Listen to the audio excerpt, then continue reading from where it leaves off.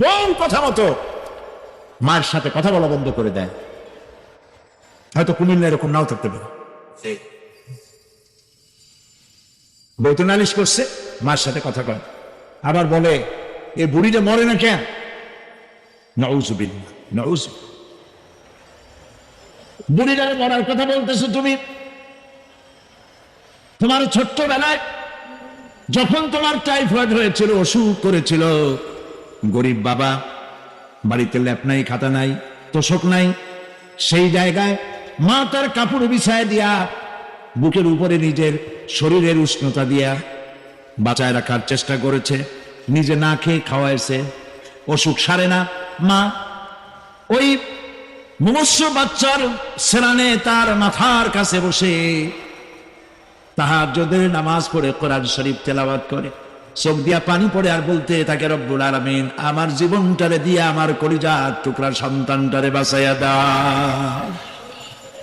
যেই মা নিজের জীবন দিয়া সন্তান বাঁচাইতে চাইলো, সেই সন্তান আজকে বউ পাইয়া মাকে ভুলে যায়, মায়ের সাথে খারাপ ব্যবহার করে। আল্লাহ রাব্বুল আলামিন বলেছেন, মা বাবার সঙ্গে খারাপ ব্যবহার করো না, ভালোবাসায় কথা বলো। ওয়াকুল লাহুমা কাওলান কারীমা, সম্মানসূচক কথা বলো। হযরত আলী বলেছেন, যেখানে ইলম চর্চা হয়, কোরআন আলোচনা হয়, হাদিস আলোচনা হয়, সেটা কোনো সাধারণ জায়গা না, সেটা জান্নাতের টুকরা হয়ে যায়। যেরকম সুবহানাল্লাহ। কাজে বেহেশত থেকে শয়তানের জন্য বাইর করিয়া না দেয়, সতর্ক থাকেন। শয়তান কি চায় যে আপনি সারাক্ষণ শোনেন? কি কোন চায়? চায় না। শয়তানের খপ্পরে পড়েন, বসেন আর শোনেন। ইমানদার যখন বিপদে জর্জরিত হতে থাকে, তখন সে ভেঙে পড়ে না, তখন অন্ধকারের বিপদের অন্ধকার বিদীর্ণ করে আলোর এক প্রভা তার চোখের সামনে উদ্ভাসিত হয়ে ওঠে। সেটা কি?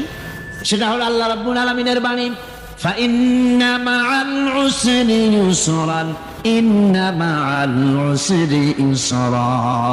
আল্লাহ পাক বলেন, জেনে রাখো, দুঃখ এবং কষ্টের সাথে রয়েছে সুযোগ আর সুবিধা, আর অসচ্ছলতার সাথে রয়েছে উদার সচ্ছলতা। জোরে কোন সুবহানাল্লাহ। কাজে ভয় পাওয়ার কারণ নাই, হতাশ হওয়ার কারণ নাই, মন আশায় বুক বেঁধে রাখো। গুনাহ করেছো, হতাশ হয়েও না। যুবকদের গুনাহ করা স্বাভাবিক।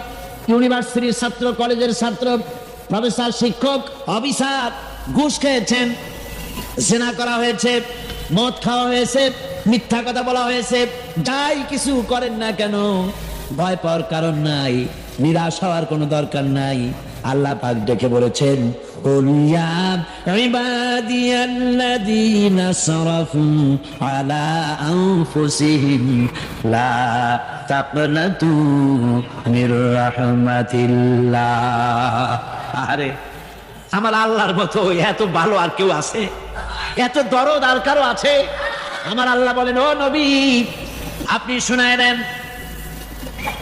হে আল্লাহর বান্দারা, তোমরা যারা নিজেদের উপরে বাড়াবাড়ি করেছো, নিজেদের উপরে জুলুম করেছো, অত্যাচার করেছো, আমি আল্লাহর রহমত থেকে নিরাশ হয়ে যেও না।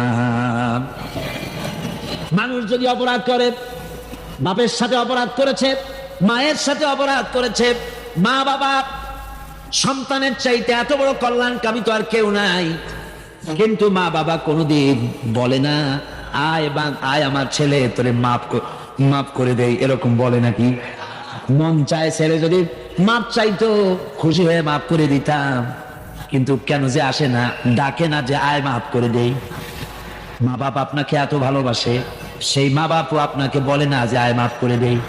আমার আল্লাহ হচ্ছেন এমন আল্লাহ, আল্লাহ রাব্বুল আলামিন ডাকেন, এ বান্দা খুন করেছিস ফিরে আয়, জিনা করেছিস ফিরে আয়, হত্যা করেছিস ফিরে আয়, চুরি করেছিস ফিরে আয়, কুফরি করেছিস ফিরে আয়, সুদ খেয়েছিস, ঘুষ খেয়েছিস, মদ খেয়েছিস ফিরে আয়, এসে আমার দরবারে চোখের পানি ফেল, আমার দরবারে কাঁদাকাটি কর। ইন্নাল্লাহা ইয়াগফিরুয যুনুবা জামিআ ইন্নাহু হুয়াল গফুরুর রহিম। আমার দরবারে চোখের পানি ফেলে কাঁদ, আমি রব্বুল আলামিন জিন্দেগীর গুনাহ মাফ করে দেব। সুবহানাল্লাহ কোন, সুবহানাল্লাহ কোন। আমার কাছে কাঁদ, চোখের পানি ফেল। আল্লাহ রাব্বুল আলামিনের কাছে বান্দার দুইটা ফোঁটা বেশি প্রিয়। একটা হলো জিহাদের ময়দানে যে রক্ত ফোঁটা দেওয়া হয়, এটা আল্লাহর কাছে প্রিয়। আর আল্লাহর ভয়তে গুনার জন্য লজ্জা করে অনুশোচনা করে বান্দা যখন চোখের পানি ছেড়ে দেয়, আল্লাহর কাছে এটা অত্যন্ত প্রিয়। নবীজি বলেছেন, বান্দা যখন গুনার ভয়তে, আল্লাহর ভয়তে, জাহান্নামের ভয়তে অনুশোচনা করে যখন চোখ দিয়া পানি ছেড়ে দেয়, ওই চোখের পানি নাকের অর্ধেক আসতে না আসতে আল্লাহ রাব্বুল আলামিন বান্দারে মাফ করে দেয়। আল্লাহ বরদাস্ত করতে পারেন না যে বান্দা কান্দে। আমার ভাইরা, আল্লাহ রহমত এই পৃথিবীতে, আল্লাহর রহমতকে 100 ভাগ করা হয়েছে। আল্লাহর রহমতের কত ভাগ? এই 100 ভাগের 1 ভাগ সারা পৃথিবীতে ছড়াই দেওয়া হয়েছে। আর 99 ভাগ কার কাছে? আল্লাহর কাছে। একটা ভাগ দুনিয়া ছড়ানো হয়েছে আদম আলাইহিস সালাম থেকে নিয়ে এই পর্যন্ত, এখান থেকে নিয়ে কিয়ামত পর্যন্ত পৃথিবীতে যত মানুষ আসবে, যত প্রাণী আসবে, তাদের মধ্যে প্রাণী জগত গাবি তার বাছুরকে ভালোবাসে ঠিক কিনা, হাতি তার বাচ্চাকে ভালোবাসে ঠিক কিনা, মুরগি তার বাচ্চাকে ভালোবাসে কিনা, প্রত্যেক মাই তার সন্তানকে ভালোবাসে মানুষের মতো। এই ভালোবাসাই স্নেহ, এই মমতাই করুণা, এই মহব্বত একটা ভাগ দুনিয়ায় দেওয়ার পর আপনি আর আমি যতটুকুন ভাগে পেয়েছি, সেই মহব্বত স্ত্রীর মহব্বতে অস্থির, মায়ের মহব্বতে অস্থির, সন্তানের মহব্বতে অস্থির। এখন চিন্তা করেন, একটা ভাগ সারা পৃথিবীতেই বিতরণ করার পর যেটুক পেয়েছি, তাতে যদি এত মহব্বত হয়, তাহলে এর 99 ভাগ মহব্বত যে আল্লাহর কাছে জমা আছে, এই বান্দার জন্য তার কত মহব্বত, এই বান্দার জন্য কত করুণা, কত মহব্বত, কত দয়া। এই জন্য আল্লাহ রাব্বুল আলামিন বলেছেন, নাব্বি ইবাদি আন্নি আনাল গফুরুর রহিম। ও আমার নবী, সুসংবাদ দিয়ে দাও, বান্দাদেরকে শোনায় দাও যে আমি আল্লাহ তাআলা ক্ষমাশীল আর দয়াবান। হুজুর কাঁদতেছিলেন, হযরত ওমর রাদিয়াল্লাহু তাআলা আনহু এসে দেখেন হুজুর একা কাঁদতেছে। হুজুর জিজ্ঞেস করছেন, হযরত ওমর জিজ্ঞেস করলেন, হুজুর আপনি কাঁদেন কেন একা একা? হযরত ওমর বলেন, আমি যখন প্রশ্ন করলাম, নবীজি বললেন, আমার কাছে কিছু আগে জিবরাইল এসেছিলেন। জিবরাইল এসে আমাকে বললেন, আল্লাহ পাক বলেছেন, হে আমার নবী, ইসলামের ভিতরে থেকে যে সমস্ত মানুষগুলো ইসলামের ভিতরে থেকে চুল আর দাড়ি পাকায় দিছে, কিয়ামতের দিন এই লোকগুলারে আমি শাস্তি দিতে আমার শরম হবে। হযরত ওমর বলেন, হুজুর উম্মতের জন্য কত বড় খোশ খবর এটা, আর আপনি কাঁদতেছেন। হুজুর বলেন, ওমর তুমি জানো না, আমার কান্নার কারণ ভিন্ন। আমার কান্নার কারণ হলো যে আল্লাহ রাব্বুল আলামিন কিয়ামতের দিন দাড়ি চুল পাকা বান্দারে শাস্তি দিতে শরম করবেন। সেই দাড়ি চুল পাকা বান্দাগুলি আল্লাহর সাথে নাফরমানি করতে শরম করে না। আমি এই লজ্জায় কাঁদতেছি। ভাইরা, হুজুর আল্লাহ পাক বলেন, ও আমার নবী, রাতের আধারে যখন একটা বুড়া আমার দরবারে হাত উঁচু করে, একটা বুড়া মানুষ রাতের আধারে যখন আমার দরবারে হাত উঁচু করে, আর যখন বলতে থাকে, রব্বুল আলামিন আমার পেছনের জীবনটা বড় খারাপ করেছি, এমন কোন কাজ জীবনে করি নাই যা তোমার কাছে কিছু দাবি করতে পারি, সব রকমের নাফরমানি করেছি, আজ আমি বুড়া হয়ে গেছি, কামাই করতে পারি না, ছেলে আমাকে চোখে দেখতে পারে না, পুত্রবধূ আমাকে ঘরে জায়গা দেয় না, আমার স্ত্রী আমাকে দেখতে পারে না, রোজগার করতে পারি না, হাঁটতে পারি না, চলতে পারি না, সবার কাছে আমি তিতা হয়ে গেছি, আমি দাঁড়াতে পারি না, কোমরে ব্যথা পাই, হাঁটুতে ব্যথা পাই, চলতে পারি না, কানে শুনতে পাই না, চোখে দেখতে পারি না, আর তোমার কাছে কিছু চাইয়া নেব এমন ভালো কাজও করি নাই। এইভাবে যখন বান্দা কাঁদতে থাকে আমার দরবারে, ও আমার হাবিব আমার রহমতের দরিয়ায় জোশ মেরে যায়, আমার শরম হয় এই বুড়াটারে কেমনে খালি হাতে ফিরাইয়া দেই। মেয়েদের হায়েস সম্পর্কে জিজ্ঞাসা করা হয়, কুল হিয়া আযা, হে নবী আপনি বলুন এভাবে করে কুল দিয়ে জবাব দেওয়া হচ্ছে। আবার প্রশ্ন করা হচ্ছে ওয়াসআলুনাকা আনিল আনফাল, এই গনিমতের মাল সম্পর্কে হুজুর আপনাকে, হে নবী আপনাকে প্রশ্ন করা হয়।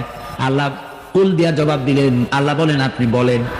ওয়াসআলুনাকা আনিল খামরি ওয়াল মাইসির, আল্লাহ পাক বলেন নবী আপনারে প্রশ্ন করা হয় কুল ফিহিমা ইসমুন কাবীর, আল্লাহ কুল দিয়া বললেন তুমি বলো।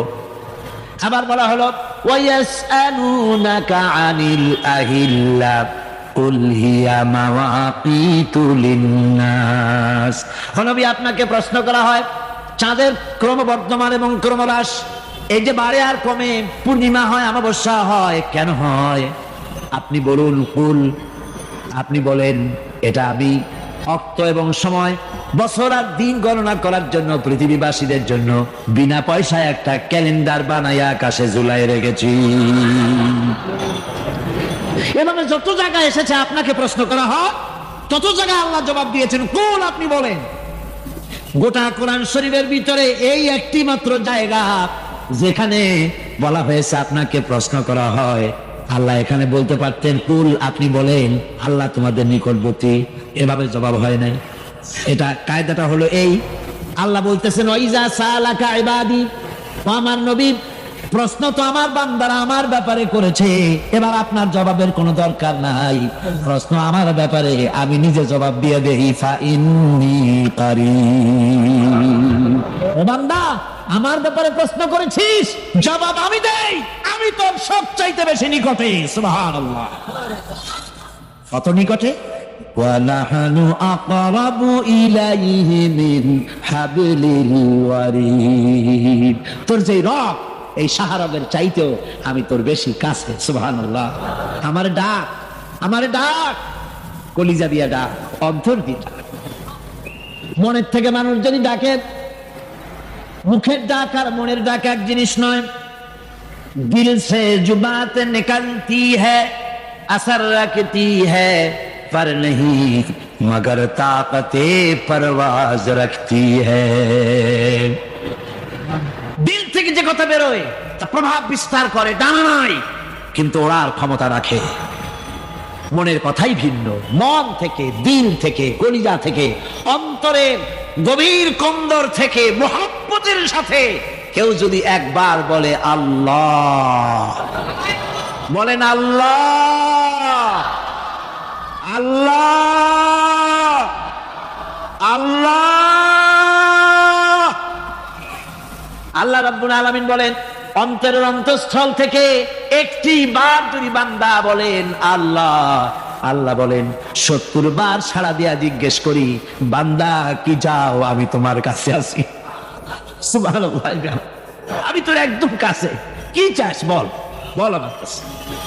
এমন দয়াবান, এমন মেহেরবান, এমন আল্লাহ আমাদের, সে আল্লাহ রাব্বুল আলামিন তিনি বলছেন وقال ربكم ادعوني استجب لكم, তোমাদের রব বলেছেন আমারে ডাকো, আমি আল্লাহ ডাকের সাড়া দিয়া দেব।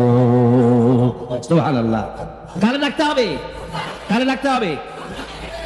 এই বিশাল জনসমুদ্র একটুকু চিল্লা এখন কারে ডাকতে হবে? কোন পীর সাহেবকে নয়, আল্লাহর কসম কোন খাজা বাবাকে নয়, ডাকতে হবে কারে? চিল্লা এখন কারে? وقال ربكم ادعوني, তোমার রব তোমাকে বলতেছে আমারে ডাকো, আস্তাজিব লাকুম, আমারে ডাকবে আমি সাড়া দিয়ে দেব। সুবহানাল্লাহ, আল্লাহকে ডাকেন, কি চাই আপনার বলেন, কি চাই? আল্লাহর কাছে চান, আল্লাহ দিয়ে দিবে। দেওয়ার জায়গা আল্লাহর কাছে চাইবেন, আল্লাহ দিবেন। দেওয়ার জায়গা, চাওয়ার জায়গা হলো সেজদায় পড়ে যাবেন। আমার ভাইয়েরা জায়গাটা চিনাই দিলাম, মাজারে যাওয়া লাগবে না, কবরে যাওয়া লাগবে না, 2 রাকাত নামাজ পড়ে সেজদায় পড়ে গিয়া যত বিপদ আছে, মুসিবত আছে, সেজদার মধ্যে চোখের পানি ছেড়ে দেন আর কেন্দে কেন্দে জীবনের কথা বলেন। আল্লাহ রাব্বুল আলামিন আপনার আওয়াজ শুনবেন আর দোয়া কবুল করে নেবেন। কাঁদতে হবে আল্লাহর কাছে, কার কাছে? আল্লাহর কাছে। সুম্মা ইস্তাগফিরুল্লাহ, আর এরপরে সে যদি আমি আল্লাহর কাছে ক্ষমা চাই, ইয়াজিদিল্লাহ গাফুরার রহিমা, সে আমি আল্লাহকে গফুর এবং রহিম হিসেবে পাবে। সুবহানাল্লাহ, আল্লাহকে গফুর এবং রহিম হিসাবে পাওয়া যাবে। সব আল্লাহকে বলতে হবে, গুনাহ মাফ চাইতে হবে। এই জন্য হুজুর সাল্লাল্লাহু আলাইহি ওয়াসাল্লাম দৈনিক 100 বার তওবা করতেন। কোন হাদিসে আছে 70 বার, কোন হাদিসে আছে 100 বার তওবা করতেন। নামাজের পরে তো প্রত্যেক নামাজেই পড়তেন হুজুর, সালাম ফিরাতেন আর সাথে সাথে বলতেন আল্লাহু আকবার, আস্তাগফিরুল্লাহ, আস্তাগফিরুল্লাহ, আস্তাগফিরুল্লাহ। মনে থাকবে আপনাদের? মনে থাকবে? সালাম ফিরাইয়া কি বলবেন? না, সালাম ফিরাবার সাথে সাথে বলবেন আল্লাহু আকবার, তারপরে পড়বেন আস্তাগফিরুল্লাহ, আস্তাগফিরুল্লাহ, আস্তাগফিরুল্লাহ। তওবা করবেন, আল্লাহর কাছে সবসময় গুনাহ মাফ চাইতে থাকবেন, বিনীত থাকবেন। আল্লাহকে পাওয়া যাবে, তাকে রহিম হিসেবে পাওয়া যাবে। সুতরাং ঈমান বিল্লাহ, আল্লাহর প্রতি ঈমান আনলে পরে চতুর্থ নম্বরের যে উপকারটা হবে সেটা হলো হতাশায় ভুগবে না, নিরাশায় ভুগবে না, আশায় বুক বেঁধে উঠবে, ঈমান মজবুত হবে, আল্লাহর কাছে মানুষ বিনয়ী হয়ে যাবে। এবার পঞ্চম নম্বরের উপকার আমি বলছিলাম, ঈমান বিল্লাহ, আল্লাহর প্রতি ঈমান আনলে পরে অসংখ্য উপকার হয়, অসংখ্য বৈশিষ্ট্য আছে। এর 6টা উপকারের কথা আমি বলবো। কয়টা? অসংখ্য উপকারের ভিতরে প্রধান 6টি উপকারের কথা বলবো। এর বললাম কয়টা? 4টে বলছি। এবার বলো পঞ্চম উপকারের কথা। আল্লাহর প্রতি আপনি পূর্ব পশ্চিমে কতবার মুখ ঘুরালেন, এটাই কিন্তু আপনার আসল সৎ কাজ নয়। আসল সৎ কাজ হলো আল্লাহর প্রতি ঈমান আনা। এই ঈমানের ব্যাপারে 3টা দিন আমরা পার করে দিলাম, এখনো কথা শেষ হয় নাই। আল্লাহর প্রতি ঈমান আনলে পরে যে উপকারটা হবে পঞ্চম নম্বরে, সেটা হলো কঠোর এবং কঠিন বিপদের ভিতরে বান্দার ভিতরে অবিচলতা এবং ধৈর্যের সৃষ্টি হয়ে যাবে। আলহামদুলিল্লাহ। কঠিন বিপদ মুসিবত আসলে পরে সে অবিচল থাকবে। সারা দুনিয়ার বিপদ আপদ, শত্রুতা, দুঃখ, কষ্ট, মুসিবত, জুলুম, নির্যাতন সবকিছু পাহাড়ের মতো উঁচু হয়ে তাকে ঘিরে ফেলবে, কিন্তু তাকে এক চুলও নাড়াতে পারবে না। আলহামদুলিল্লাহ। সারা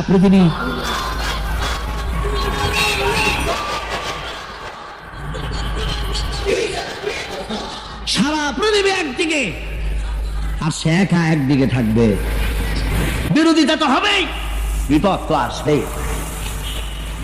কবি বলতেছেন, সাথে জাকা রহা হ্যায় अज़ल से ता इमरोज, सते जाका रहा है अज़ल से ता इमरोज, चरागे मुस्तफावी से शरारे बुलाबीस।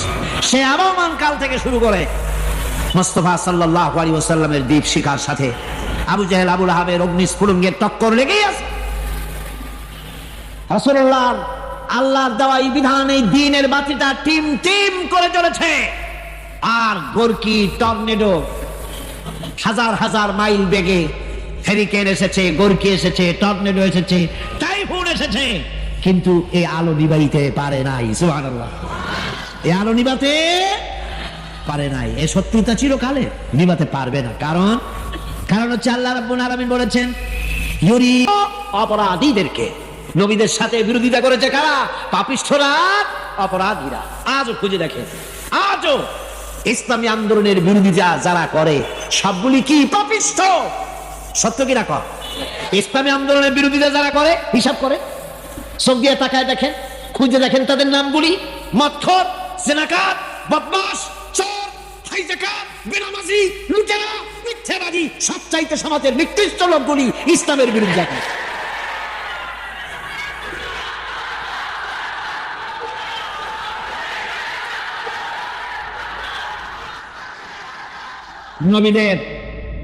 নবীদের শত্রু আল্লাহ বলেন, সব যুগে নবীদের সাথে শত্রুতা করেছে পাপিষ্ঠরা। আল্লাহর কথা। কার কথা?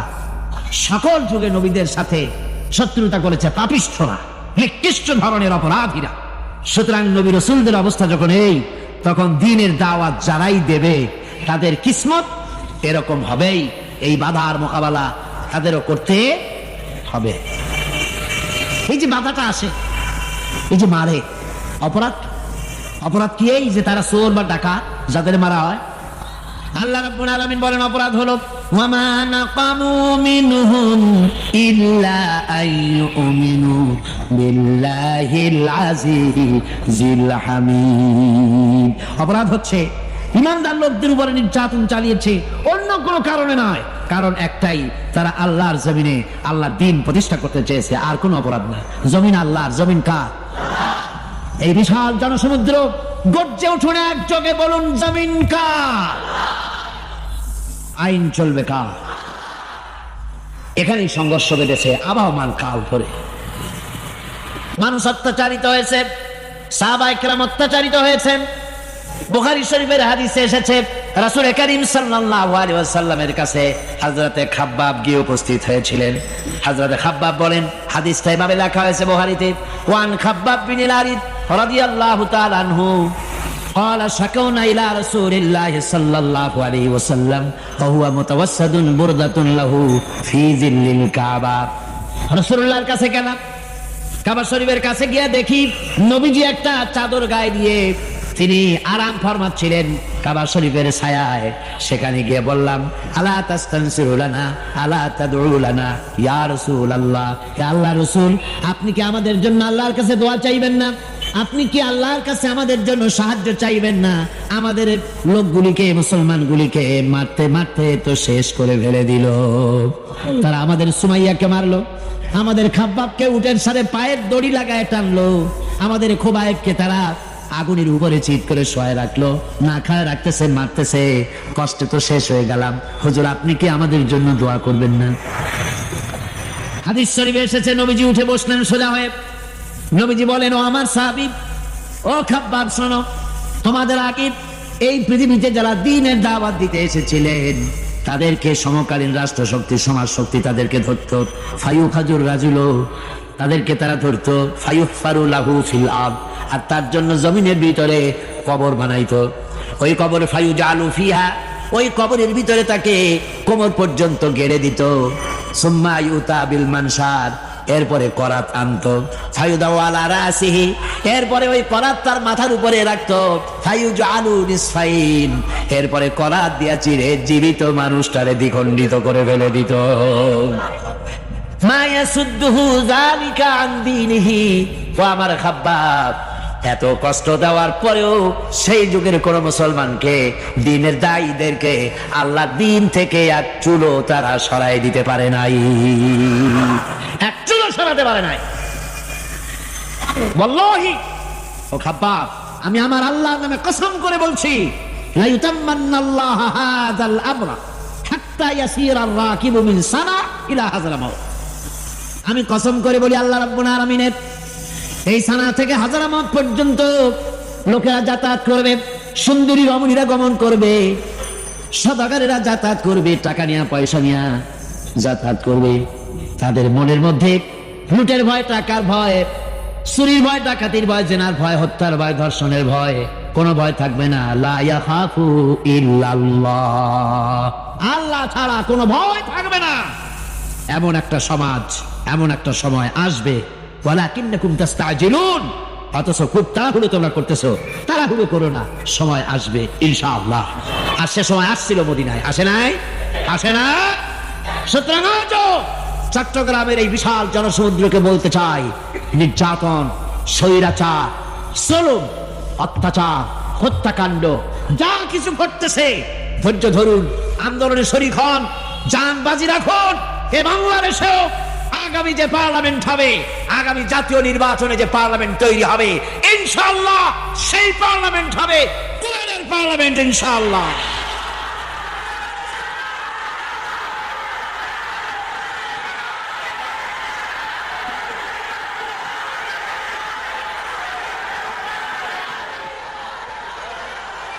আমার ভাইয়েরা, আমার বন্ধুগণ, কঠিন বিপদে অবিচলতা এবং ধৈর্যের দৃষ্টান্ত রেখে গেছেন আম্বিয়া আলাইহিমুস সালাম। সুবহানাল্লাহ। কঠিন বিপদে অবিচলতা, স্থিরতা, ধৈর্য কারে বলে, তার দৃষ্টান্ত কারা রেখেছেন? আম্বিয়া আলাইহিমুস সালাম। ওনারাই আমাদের আদর্শ, নবীরাই আদর্শ। সাহাবায়ে কেরাম রিদওয়ানুল্লাহ তাআলা আলাইহিম আজমাইন আমাদের আদর্শ। ভাইরা আমার, মুসা আলাইহিস সালামকে ফেরাউন যখন ঘিরে ফেলে দিল, কোরআনের সব কথা গল্প গুজবার ইতিহাসের জন্য লেখা হয় নাই। কোরআনের মধ্যে যা লেখা হয়েছে সব বান্দাদের উপদেশের জন্য, যাতে করে লোকেরা চিরটা কাল এর থেকে উপদেশ নিয়ে নিজেদের তৈরি করতে পারে। জোরে বলেন সুবহানাল্লাহ। মুসা আলাইহিস সালামের কথা আল্লাহ বলেন, ফেরাউন তাকে ঘিরে ফেলে দিল, পালাবার রাস্তা নাই। ফালাম্মা তারাআল জামআন ক্বালা আসহাবু মূসা ইন্না লামুদরাকুন। মুসা আলাইহিস সালামের উম্মতরা বললেন, হে মুসা, পাকড়াও হয়ে গেছি, পালাবার রাস্তা নাই। তিন দিক থেকে আমাদেরকে ঘেরাও করেছে ফেরাউনের শক্তি। সামনে কি? দরিয়া, আর তিন দিকে কি? ঘেরাও আন্দোলন। হযরতে মুসা আলাইহিস সালামের কাছে উম্মতরা বললেন, পালাবার তো কোনো পথ নাই, এখন উপায়টা কি? আমাদের তো আর উপায় নাই। মুসা আলাইহিস সালাম দেখেন বিপদে পড়ে গেছেন, কিন্তু ধৈর্য হারান নাই, ভয় পান নাই। ভয় পাইছিলেন? ভয় পেয়েছেন? প্রশ্নই ওঠে না। মুসা আলাইহিস সালাম আল্লাহ পাক যাদেরকে বলেছেন উলুল আযম রাসূল, যাদের বলেছেন তার মধ্যে হযরত মুসা একজন উলুল আযম পয়গম্বর। সাত্বিকারী কথা না, আল্লাহ কথা বলছেন তার সাথে, কালিমুল্লাহ তিনি। সুবহানাল্লাহ। মুসা আলাইহিস সালাম শোনালেন, কাল্লা ইন্না মাইয়া রাব্বি সায়াহদিন। কখনো নয়, আমার উম্মতেরা ভয় পেও না, আমার রব অবশ্যই আমাকে পথ দেখাবে। সুবহানাল্লাহ। তিন দিক থেকে শত্রু, একদিকে দরিয়া, পালাবার কোন রাস্তা নাই। সেখানে দৃঢ়তার সাথে তিনি বলছেন, অবশ্যই আমার আল্লাহ আমার পথ দেখাবে। সুবহানাল্লাহ। নবীরা এই দৃঢ়তা দেখিয়েছেন, অবিচলতা দেখাইছেন। আল্লাহ পাক মুসা আলাইহিস সালাম যখন এই দৃঢ়তা দেখালেন, এই অবিচলতা দেখালেন, সঙ্গে সঙ্গে জিবরাইল এসে হাজির হয়ে গেলেন। আল্লাহ পাক বলেন, ফাআওহাইনা ইলা মূসা আন আদরিব বিআসাকাল বাহরা ফানফালাকা ফাকানা কুল্লু ফিরকিন কাত্তাউদিল আযীম। মুসা আলাইহিস সালামকে আমি ওহী নাযিল করলাম, তাকে বললাম হাতে যে লাঠি আছে এই লাঠি দিয়ে আঘাত করো দরিয়ার উপরে। দরিয়ার উপরে আঘাত করলেন, একটা রাস্তা হয় নাই, 12টা রাস্তা তৈরি হয়ে গেল, আর দেওয়ালগুলা পাহাড়ের মতো উঁচা হয়ে গেল। দরিয়ার ভিতরে পাহাড়ের মতো উঁচা মজবুত 12টা রাস্তা। এবার মুসা আলাইহিস সালাম তার দলবল নিয়ে চললেন। আল্লাহ রাব্বুল আলামিন বলেন, ওয়া আনুন কাল জিবাল, পাহাড়ের মতো উঁচু হয়ে হয়ে ঢেউ আসতেছে। দলবল ফোড়া আর অস্ত্রপাতি যা ছিল সব মরে শেষ। এবার ফেরাউন একা উপরে ওঠে আর নিচে নামে, পানি খেতে খেতে পেটের কাম সারা। জনমের খাওয়া খাইছে পানি, এখন জান যা, বাঁচবার আর উপায় নাই, বাঁচবার আর উপায় নাই। ফেরাউন তার নিজের জীবন সম্পর্কে হতাশ হয়ে গেল। এবার ফেরাউন বলতেছে, আমানতু আন্নাহু লা ইলাহা ইল্লাল্লাযী আমানাত বিহি বানু ইসরাঈল। আমি ঈমান আনলাম, আমি ঈমান আনলাম আল্লাহ ছাড়া কোন ইলাহ নাই। ওই আল্লাহর উপর ঈমান আনলাম যে আল্লাহর উপর ঈমান এনেছে বনি ইসরাঈলেরা। আল্লাহ যাতে ঠিক পাইছে কোন আল্লাহর উপর ঈমান আনছে। বনি ইসরাঈলের আল্লাহর উপর ঈমান আনলাম। আল্লাহ এই তো মুসলমান হয়ে গেছি, এরপরও আমারে সুবাও কেন? আল্লাহ রাব্বুল আলামিন জবাবে বলেন, আল আন, এখন ওয়াকাদ আসাইতা ক্বাবলু ওয়া কুনতা মিনাল মুফসিদিন। এখন ঈমান আনার কথা বলছো, অথচ যুগের পর যুগ, বছরের পর বছর ধরে আমার মানুষের উপরে মন গড়া আইন চালায়েছ, আমার পয়গম্বরের সাথে বেয়াদবি করেছো। আজ তোমাকে আমি ছাড়ছি না, তোমাকে আজকে ছেড়ে দেব না, আমি তোমাকে মারবো। আর সমস্ত পানির প্রাণীগুলিকে, স্থলচর প্রাণীগুলিকে আল্লাহ পাক অর্ডার দেয়া দিলেন, এই ফেরাউনের লাশকে ডুবাবি না, পচাবি না, খাবি না। আলিয়াউমা নুনাজ্জিকা বিবাদানিক, আমি তোমার শরীরে বাঁচায় দেব। পোকে খাবে না, পানিতে পচবে না, মাছে খাবে না, কুমিরে খাবে না, দুনিয়ার কোনো পশুতে খাবে না। আমি তোরে শুটকি বানাইয়া রাখবো, যাতে করে দুনিয়ার সমস্ত ফেরাউন যত যুগে যুগে আসে তোরে দেখে যেন হেদায়েত নিতে পারে। ফেরাউনকে আল্লাহ সুটকি বানায় রাখছে। আমি ফেরাউনদের লাশ দেখেছি ব্রিটিশ মিউজিয়ামে। ফেরাউন তো একটা না, অনেকগুলা। আসলটারে অবশ্য দেখিনি। ব্রিটিশ মিউজিয়ামে ওই ফেরাউন গুলার লাশ যখন অসুবিধা হয়, মমিগুলি, তখন ইংল্যান্ডে নিয়ে যায় চিকিৎসা করাবার জন্য। চোখ আছে গর্তের ভিতরে, তারপরে চামড়া টামড়া হাড়ের সাথে মিশানো, ওইভাবে চেহারা দেখলে মনে হয় যে সত্যি ফেরাউন এগুলো। আর ব্রিটিশের কাম মিশর থেকে না আনছে এমন কোন জিনিস নাই। আমি সেখানে এক বক্তৃতা বলছিলাম, আপনারা এদের এখন সভ্য, এদের এখন ভদ্র, এরা হলো ইন্টারন্যাশনাল চোর। ওরা সারা দুনিয়া চুরি করেছে। লন্ডনে বক্তৃতা করেছি, সারাটা দুনিয়া চুরি করছে, আমাদের দেশকে শোষণ করেছে। এই বিশাল ভূভাগকে শোষণ করে ইংল্যান্ডের দ্বীপটাকে তারা সাজাইছে। তারা ময়ূর সিংহাসনের, শাহজাহানের ময়ূর সিংহাসনের ময়ূরের বাম চোখে কোহিনূর মণি লাগাইছিলেন। শাহজাহান ময়ূরের ডান চোখে কোহিনূর মণি লাগায় নাই। কোহিনূর মণির অনেক দাম, আমি দেখেছি সিসি মণি। এখন সেটা কুইন এলিজাবেথের মুকুটের শোভা পাচ্ছে। সেই মণি এমনি বলে প্রবাদে 7 রাজার ধন 1 মাণিক্য, বলেন এরকম অনেক দাম। শাহজাহান দেখালেন, আমি মুসলমান, আমার কাছে এটার দাম নাই, এই জন্য ময়ূরের ডান চোখে লাগালাম না, বাম চোখে লাগাই দিলাম। এইটারে চুরি করছে। তারপরে মিশর থেকে, মিশরের মমি চুরি করেছে, জুতা চুরি করছে, ছাতি চুরি করছে, পিসা চুরি করেছে। আমি বললাম এগুলা কি ভদ্রলোক নাকি? আর জুতা চোর, পিসা চোর, লাঠি চোর সব চুরি করেছে। যাই দেখেন ব্রিটিশ মিউজিয়ামের মধ্যে সব দুনিয়ার চুরি করা জিনিস নিয়ে তারা মানুষকে দেখায়া পয়সা উপার্জন করছে। টিপু সুলতানের তরবারিটা পর্যন্ত চুরি করেছে। আজ পর্যন্ত ব্রিটিশ মিউজিয়ামে টিপু সুলতানের তরবারিটা আছে, আমি তরবারিটা দেখে এসেছি। আমার বন্ধুগণ, বলতেছিলাম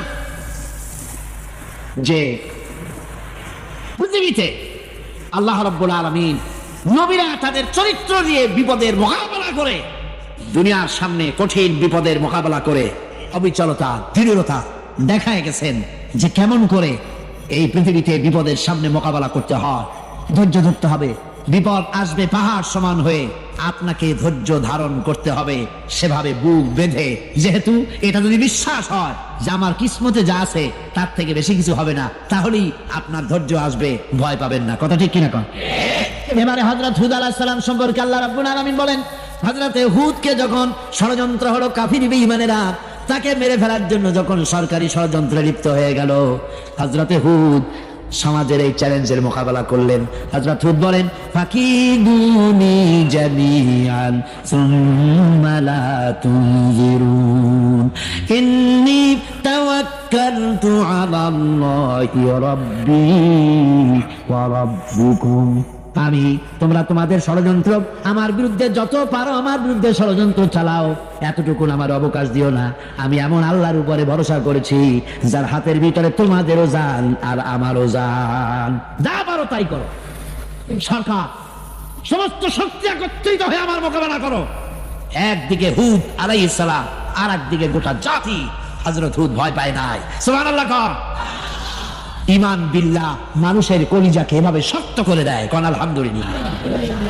এবারে এই বিপদের, কঠিন বিপদের মোকাবেলা করে আমার রাসূল যে প্রমাণ দিয়া গেলেন, আমার রাসূল যে কঠিন বিপদের মোকাবেলা করলেন, ভাইয়ের আমার, হিজরতের রাতে সওর পাহাড়ের ভিতরে যখন তিনি আশ্রয় নিলেন, হযরতে আবু বকর সাথে ছিলেন। হযরতে আবু বকর রাদিয়াল্লাহু তাআলা আনহু বলেন, হুজুর আপনি দাঁড়ান, এটা তো পাহাড়িয়া গুহা, গুহার ভিতরে সাপ থাকতে পারে, বিচ্ছু থাকতে পারে, আমি আগে ঢুকি, বিপদ যদি হয় আমার উপর থেকে হয়ে যাক। গুহার ভিতরে নেমে গুহা সাফ করলেন। এরপরে হুজুরকে ডাকলেন, হুজুর তাশরীফ নিলেন গুহার ভিতরে। এরপরে হুজুর বললেন, আবু বকর পাহাড়ে হেঁটে হেঁটে 2-3টা পাহাড় পাড়ি দিয়া যাওয়া লাগে সোর পাহাড়ে।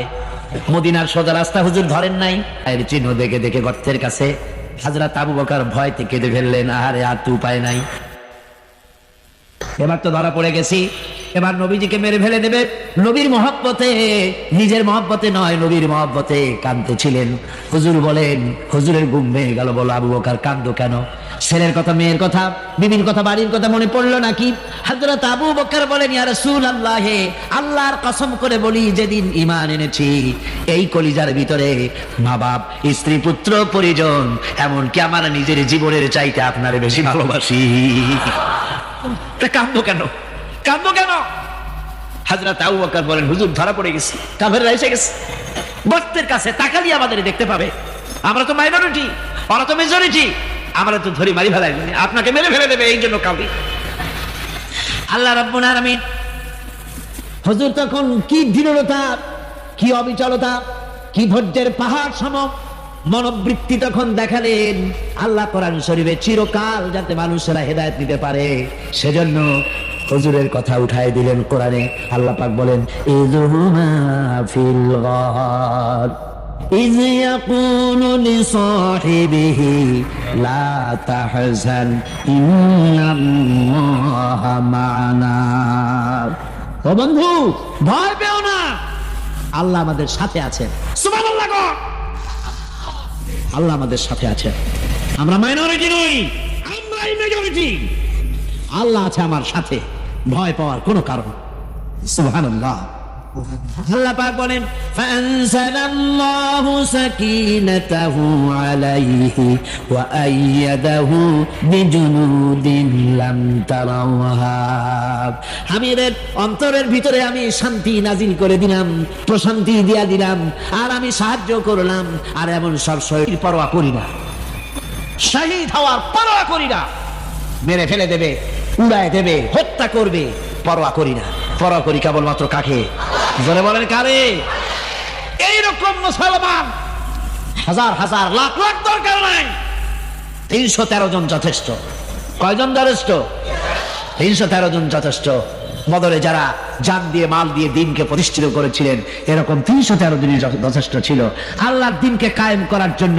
যদি রক্ত দেওয়া লাগে, তাহলে এই বিশাল জনসমুদ্রকে প্রশ্ন করি, ভয় পাবেন? রক্ত দিতে পারবেন? যদি জেলে যাওয়া লাগে যেতে পারবেন? যদি শহীদ হতে হয় তাও কি পারবেন? এই দৃঢ়তা, এই অবিচলতা, এই ঈমান, এই ধৈর্য শিক্ষা দেয়, এই উপকার করে ঈমান বিল্লাহ। আল্লাহর প্রতি ঈমান আনলে এভাবে পাহাড়ের মতো শক্ত হয়ে যায় কলিজা। কোন আলহামদুলিল্লাহ। আমার বন্ধুগণ, এবার আমি বলবো সর্বশেষ উপকারের কথাটা বলি, মোনাজাত ছেড়ে দেব। কয়টার কথা বলছিলাম? উপকার 6টা উপকারের কথা বলেছি। অনেকগুলি বৈশিষ্ট্য, অনেকগুলি উপকারের মধ্যে আল্লাহর প্রতি ঈমানের 6টা উপকারের কথা 5টা বলা হয়ে গেছে। এবার 6ষ্ঠ নম্বর এবং শেষ নম্বর, এটা হচ্ছে আল্লাহর প্রতি ঈমান আনলে পরে তার দ্বারা সবচাইতে বেশি ফায়দা পায় সমাজ এবং রাষ্ট্র। কোন আলহামদুলিল্লাহ, কোন আলহামদুলিল্লাহ। আল্লাহর প্রতি ঈমানের দ্বারা নৈতিক সংশোধন হয় এবং রাষ্ট্র আর সমাজ সবচাইতে বেশি উপকৃত হয়। কারণ হলো, ঈমানদার ব্যক্তি আল্লাহর প্রতি যে ঈমান এনেছে, তার মনের মধ্যে ধারণা এটা হয়, আমার কোনো কাজ তো গোপন থাকে না। ইন্নাল্লাহা লা ইয়াখফা আলাইহি শাইউন ফিল আরদি ওয়ালা ফিস সামা। আল্লাহর কাছে গোপন বলতে কিছু নাই, আকাশেও নাই, জমিনেও নাই, কোনো কিছু গোপন নাই। সুতরাং আমি যা করি সব আল্লাহ দেখেন এবং শোনেন। এমনকি মানুষ যে কল্পনা করে, সে কল্পনাও আল্লাহ টের পায় না নাকি? টের পায় কিনা? وَإِن تُبْدُوا مِنْ أَنفُسِكُمْ أَوْ تُخْفُوهُ يُحَاسِبْكُم بِهِ اللَّهُ। মনের ভিতরে যে কল্পনা করো, আল্লাহ পাক বলেন, এই কল্পনারও হিসাব আমি রব্বুল আলামিন তোমার কাছ থেকে নেব। ফায়ুআযযিবু মান ইয়াশাউ, যারে খুশি শাস্তি দেব, আর যারে খুশি আমি মাফ করে দেব। জোরে বলেন সুবহানাল্লাহ। ফায়াগফিরু লিমান ইয়াশা ওয়া ইউআযযিবু মান ইয়াশা, যারে খুশি মাফ করব, যারে খুশি শাস্তি দেব, কল্পনারও হিসাব নেব। এই কথা মুমিনের যদি জানা থাকে, তাহলে আর তার কোনো চিন্তা থাকে না, তার নৈতিক চরিত্র ভালো হয়ে যায়। কোন সুবহানাল্লাহ।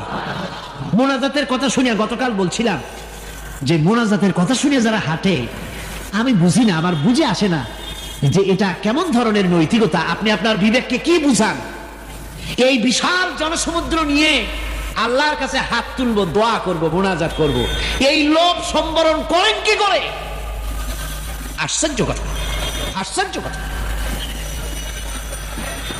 আমার বন্ধুগণ, ইমানদার লোক, আল্লাহর প্রতি ইমান আসলে পরে সমাজ উপকৃত হয়, রাষ্ট্র উপকৃত হয়ে যায়।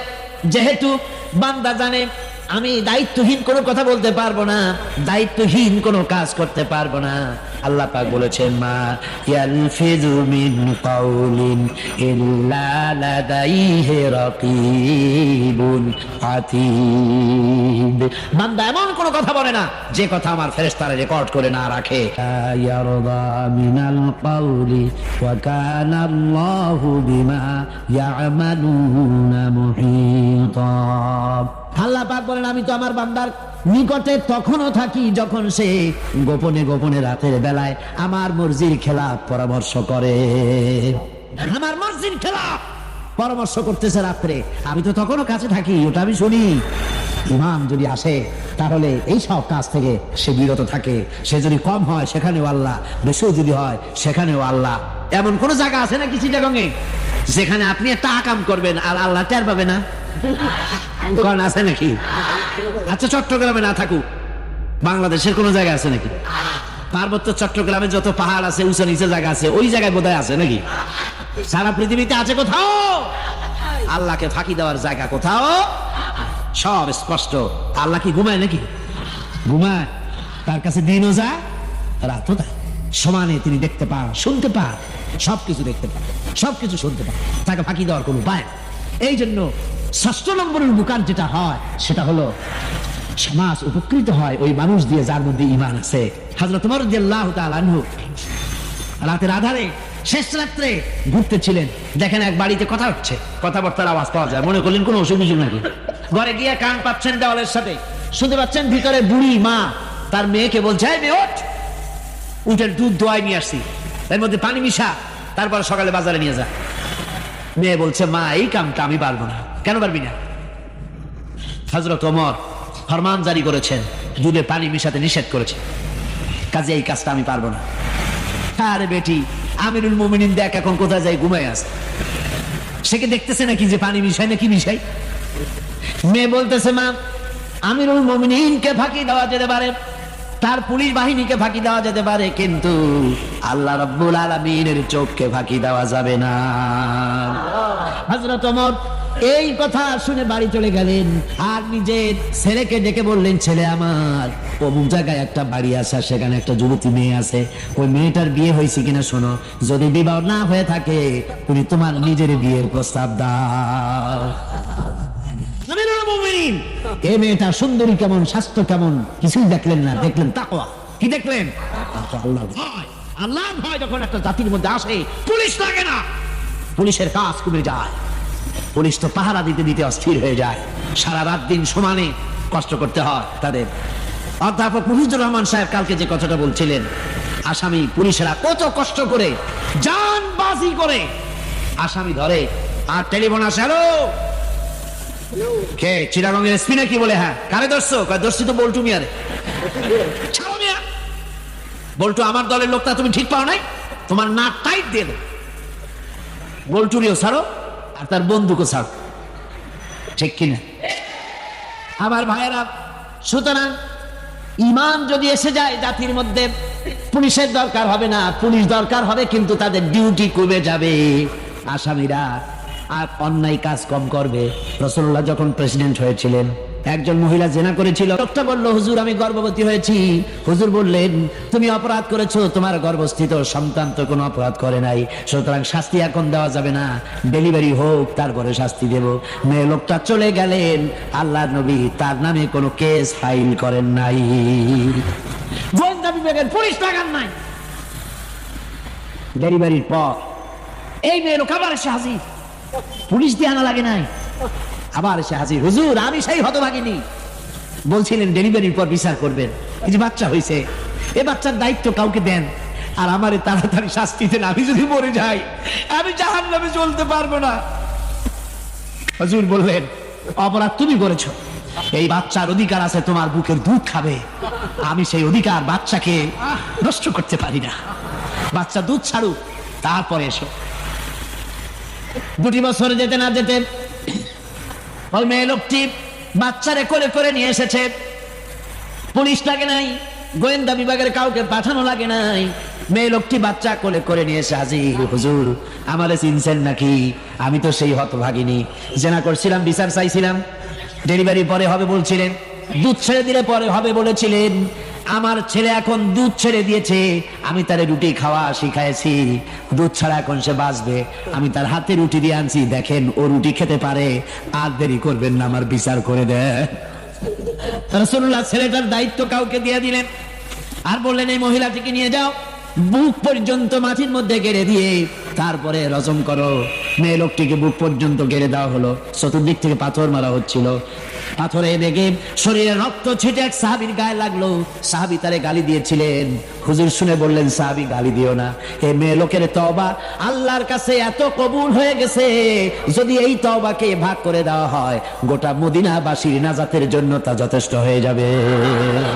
সুবহানাল্লাহ। পুলিশ লাগে নাই, এমন সমাজ কায়েম হয়। ঈমান বিল্লাহ, আল্লাহর প্রতি ঈমান যদি এসে যায়, জাতির যদি রক্তে রন্ধ্রে রগে রেশায় যদি ঈমান এসে যায়, তাহলে পুলিশ, বিডিআর, আর্মি আরামে ঘুমাবে, তাদের জন্য পরিশ্রম হবে না, কষ্ট হবে না, অপরাধ প্রবণতা কমে যাবে, মানুষের অশান্তি কমে যাবে, শান্তির বন্যা প্রবাহিত হয়ে যাবে। সুবহানাল্লাহ ওয়া বিহামদিহি। এই জন্য রাসূলুল্লাহ বলেছিলেন, খায়রুল কুরুনি কারনি, সর্বশ্রেষ্ঠ যুগ কার যুগ? জোরে বলেন না, সর্বশ্রেষ্ঠ যুগ কার যুগ? রাসূলুল্লাহর যুগ। জোরে কোন কার যুগ? রাসূলুল্লাহর যুগ। এই জন্য আমি আপনাদের খেদমতে আরজ করতে চাই, ইসলাম এ ধরনের সীমারেখা ঠিক করে দিয়েছে। তিলকা হুদুদুল্লাহ ফালা তাতাদুহা, এ হলো আল্লাহর সীমারেখা। এই সীমারেখাকে ভঙ্গ করো না, লঙ্ঘন করো না। আল্লাহর উপরে ঈমান পরিপূর্ণরূপে আনো এবং এই ঈমানের উপরে ভিত্তি করে নিজেদের জীবনকে পরিচালিত করো। এই ঈমান যদি জাতির ভিতরে এসে যায়, তাহলে বৈষয়িক জীবনে, দুনিয়ার জীবনে সত্যিকারের যদি শান্তি পেতে চাই, আল্লাহর উপরে ঈমান আনতে হবে। ইহকাল পরকালে যদি নাজাত পেতে চাই, আল্লাহর উপরে ঈমান আনতে হবে। আর আমরা আমাদের চিন্তা ভাবনায়, ওঠায় বসায়, চলায় ফেরায়, সর্বত্র আল্লাহর উপরে পরিপূর্ণ মাত্রায় ঈমানটা যদি এসে যায়, তাহলেই শান্তি, তাহলেই মুক্তি। গোটা সমাজ শান্তি পাবে, আমরা দুনিয়ায় আরাম পাবো, কিয়ামতে জাহান্নাম থেকে মুক্তি পাবো। জোরে কোন আমিন। ভাই সব হেদায়েত একটা ভিন্ন জিনিস। মুসলমানের ঘরে জন্মগ্রহণ করলেই মুসলমান হয় না, আবার কাফেরের ঘরে জন্মগ্রহণ করলেই কাফেরই থাকবে, তাও হয় না। দেখেন না, হযরতে ইব্রাহিম আলাইহিস সালামের পিতা ছিল মুশরিক, কাফের। কাফের মুশরিকের ঘরে, মূর্তি পূজারীর ঘরে আল্লাহ পাঠালেন ইব্রাহিম খলিলুল্লাহ আলাইহিস সালাতু ওয়াস সালামকে। সুবহানাল্লাহ।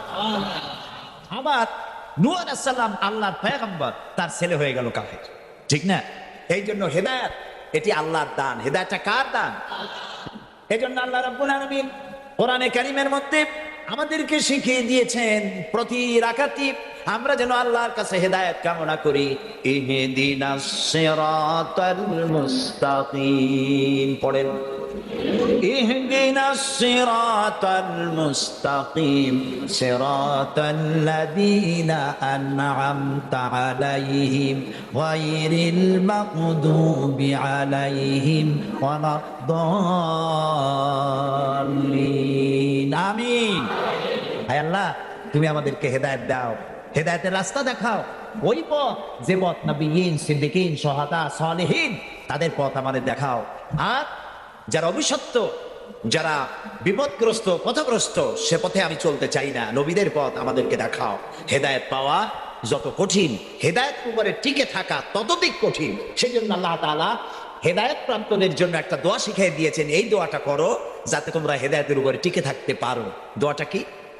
রব্বানা লা তুযিগ কুলুবানা বা'দা ইয হাদাইতানা ওয়া হাব লানা মিন লাদুনকা রাহমাতান ইন্নাকা আনতাল ওয়াহ্হাব। আয় আমার রব, তুমি আমাকে যখন দয়া করে হেদায়েতের রাস্তা দিয়েছো, আল্লাহ তুমি আমাকে হেদায়েত থেকে বিগড়ে দিও না। বলেন আমিন। নবী করিম সাল্লাল্লাহু আলাইহি ওয়াসাল্লামের কাছে কোরআন নাজিল হচ্ছে, কে এনে দিচ্ছে? আল্লাহ তাআলা দুনিয়ার মানুষকে হেদায়েত দিবে, সেজন্য নবী দরকার আর হেদায়েত পাঠানো দরকার। আল্লাহ তাআলা কোনো মানুষের সাথে সরাসরি কথা বলেন না, সরাসরি কথা বলেন না। সামনে এসে কথা বলেন না। যদি কারোর সঙ্গে কথা বলতে চান মিন ওয়ারাই হিজাব, পর্দার আড়াল থেকে কথা বলেন, অথবা তার মনের মধ্যে আল্লাহ তাআলা ইলকা করে দেন। আমি গত 2 সপ্তাহ আগে কায়রো সফর করে এসেছি, মিশর। আল্লাহ তাআলার কাছে আমার খুব আশা ছিল। দুনিয়ার 4টি মহাদেশের প্রায় অর্ধশত দেশ ভ্রমণ করেছি, কিন্তু মিশর আমার দেখা হয়নি। মুসা আলাইহিস সালামের দেশ, ফেরাউনের দেশ, ইউসুফ আলাইহিস সালামের দেশ, সালেহ আলাইহিস সালামের দেশ, ইব্রাহিম আলাইহিস সালামের শ্বশুর বাড়ি। আল্লাহ তাআলা সেই জায়গা দেখার তৌফিক দিলেন। গেলাম সেই জায়গায়, কায়রো থেকে প্রায় 600 কিলোমিটার দূরে তুরে সায়না, যেখানে আল্লাহ মুসা আলাইহিস সালামের সাথে কথা বলেছিলেন। আমার জীবন ধন্য। আল্লাহ তাআলা সেই জায়গাটাও দেখালেন যেখানে আল্লাহ মুসা আলাইহিস সালামের সঙ্গে কথা বলছেন। আল্লাহ তাআলা সরাসরি কথা বলেন, কিন্তু দেখা যায় না তাকে। এই কোরআন শরীফে আল্লাহ তাআলা কি সুন্দর করে বলেছেন, সূরা তাহার মধ্যে এসেছে, মুসা আলাইহিস সালাম তিনি যাচ্ছিলেন তার স্ত্রীর পরিজন নিয়ে। স্ত্রী ছিলেন গর্ভবতী, আসন্ন প্রসবা, ডেলিভারি হবে, প্রচন্ড ঠান্ডা ছিল, এখন আগুনের প্রয়োজন। তিনি দূরে দেখতে পেলেন একটা গাছের উপরে যেন আগুন দেখা যায়। তিনি ছুটলেন সেই আগুনের পানে এবং বললেন, ফাকালা লি আহলিহিম কুসু ইন্নী আনাস্তু নারান লাআল্লি আতিকুম মিনহা বিকাবাসিন আও আজিদু আলান নারি হুদা। তোমরা এখানে অপেক্ষা করো, আমি তো এই আগুনের মতো কি একটা দেখতেছি, আমি ওখানে যাই, হয়তো আগুন আনতে পারবো, অথবা কোন একটা রাস্তা একটা কিছু পেয়ে যাবো। ফালাম্মা আতাহা নুদিয়া ইয়া মূসা ইন্নী আনা রাব্বুক ফাখলা নালাইক ইন্নাকা বিল ওয়াদিল মুকাদ্দাসি তুয়া। ও মূসা, যেটা আগুন মনে করছো, এটা আগুন না, এটা আমি তোমার রব। ফাখলা নালাইক, জুতা খোলো, ইন্নাকা বিল ওয়াদিল মুকাদ্দাসি তুয়া, এটা হলো পবিত্র উপত্যকা। আমি যখন সেই পবিত্র উপত্যকায় গেছি, এদিকে তুরে সায়না, এদিকে আরেকটা পাহাড়, মাঝখানে 2 পাহাড়ের মাঝখানের সমতল ভূমিকে উপত্যকা বলা হয়। আমার এই আয়াত মনে পড়লো, সাথে সাথে জুতা ফেলে দিলাম। মুসা আলাইহিস সালামকে আল্লাহ বলেছেন, ফাখলা নালাইক, জুতা খোলো। আমি আমার সাথীরা জুতা খুলে এগিয়ে গেলাম। আমার এক সাথী ছিলেন চট্টগ্রাম ইন্টারন্যাশনাল ইসলামিক ইউনিভার্সিটির কোরআনিক সায়েন্সের চেয়ারম্যান অধ্যাপক গিয়াসউদ্দিন তালুকদার। তাকে আজান দিতে বললাম, তিনি আজান দিলেন ওয়াদিল মুকাদ্দাসে। আজান দিয়ে সেখানে আমরা যোহরের নামাজ আদায় করলাম, যোহর আসর জামাআত ওয়া কাসরান আদায় করে নিলাম। তারপরে চলে গেলাম সেই জায়গায় যেখানে আল্লাহ তাআলা কথা বলেছিলেন, সেই জায়গাটা এখনো আছে। সুবহানাল্লাহ। আল্লাহ তাআলা বলছেন, ওয়া নাখতারতুকা ফাসতামি লিমা ইউহা। ও মুসা, আমি তোমাকে আমার জন্য বাছাই করছি। সুবহানাল্লাহ। আমি তোমাকে আমার জন্য বাছাই করেছি, এখন তুমি শোনো আমি কি বলি। ইন্নানি আনাল্লাহ, আমি আল্লাহ। সুবহানাল্লাহ, সুবহানাল্লাহ। আমি আল্লাহ, লা ইলাহা ইল্লা আনা, আমি ছাড়া কোনো ইলাহ নাই। ফাবুদনি ওয়া আকিমিস সালাতা লিযিকরি, অতএব আমার ইবাদত করো আর আমার শরণার্থে নামাজ কায়েম করো। সুবহানাল্লাহ। ওইখানে দেখলাম 2টা ধর্মীয় প্রতিষ্ঠান, একটা হলো মসজিদ আর একটা হলো গির্জা, একদম গায়ে গায়ে লাগানো। দুনিয়ার ইহুদি, খ্রিস্টান আর মুসলমানেরা এক জায়গায় নামাজ পড়তেছে আর যার যার মতো ইবাদত করতেছে, কোনো ঝগড়া নাই। ইহুদিরাও যাচ্ছে আর খ্রিস্টানেরও যাচ্ছে, মুসলমানেরও যাচ্ছে। আমি সেখানে একটা বক্তব্য রাখলাম, বললাম, দুনিয়ার ঐক্য কোন আর মহাসত্যের অস্বীকারীদের কি পরিণতি করেছি তা দেখো, আর তার দ্বারা শিক্ষা গ্রহণ করো। কাজে আল্লাহ দেখতে কইছে, শয়তান দেখা দরকার।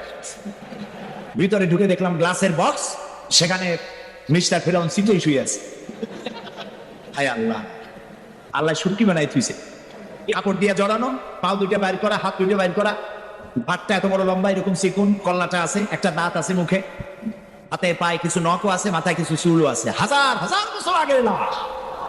মুসা আলাইহিস সালামকে যখন তালায় নিয়ে গেল লোহিত সাগরে, লোহিত সাগরের কিনারায় মুসা আলাইহিস সালাম বসেছিলেন, তার উম্মত